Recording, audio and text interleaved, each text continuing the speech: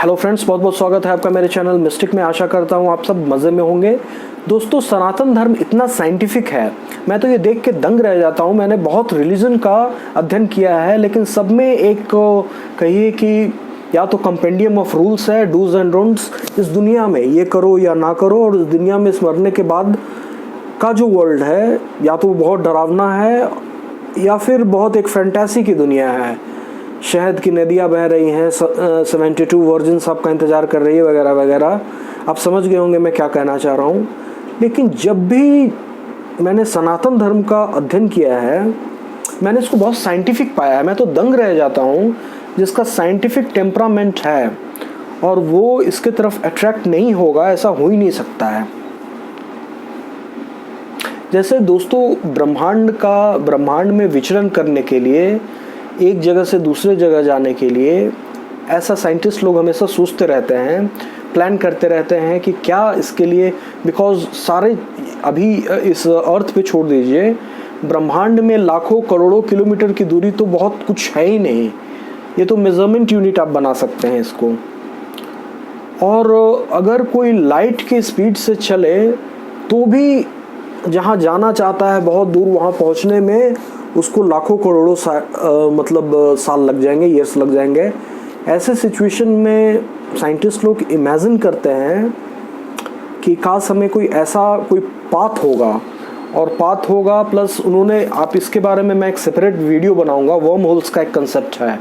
Worm holes अगर मिल जाता है तो वर्म होल्स से वो सिर्फ आने जाने की ही बात नहीं है, टाइम ट्रैवल के बारे में भी सोचते हैं कि समय में भी हम आगे पीछे जा सकते हैं।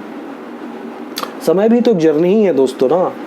समय में भी कल आपके साथ हुआ, आपको याद है, परसों हुआ, याद है। अच्छा, एक जर्नी करने का और भी तरीका है। ये तो मैंने वर्म होल्स बताया। अब इसको मैं रिलेट करूँगा। देखिए, ये मेरा अपना फाइंडिंग्स है।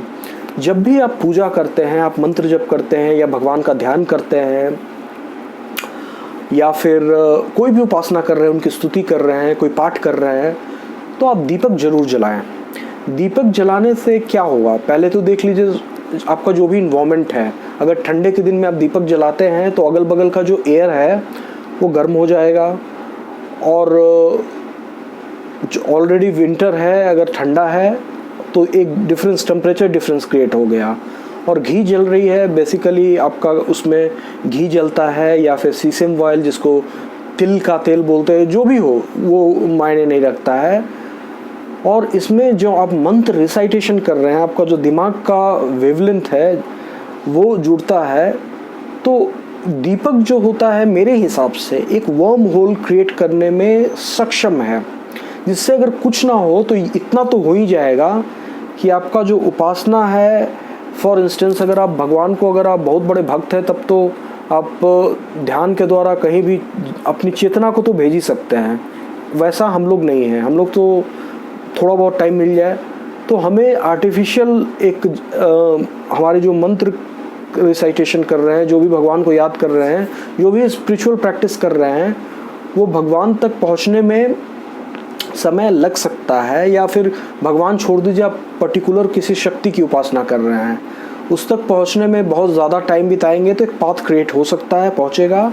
लेकिन ये मैं सिर्फ अपने मेहनत से बोल रहा हूँ। अगर जिसका संस्कार बहुत ही उच्च कोटि का है, वो तो अभी उसने भगवान को ध्यान किया, भगवान हाजिर हो गए, क्योंकि इतना फाइन हो चुका है उसका पूरा जो स्पिरिचुअल जर्नी कि उसमें डिस्टेंस का कोई मतलब नहीं है। सारा ये जो डायमेंशन है वो ख़त्म हो जाता है, बट हमारे लिए है। तो आप दीपक जलाते हैं तो मोर और less something like worm hole वो क्रिएट हो जाता है। उसके थ्रू आपका जो भी उपासना है, जो भी सोच है, any kind of spiritual activity, वो ट्रैवल करता है।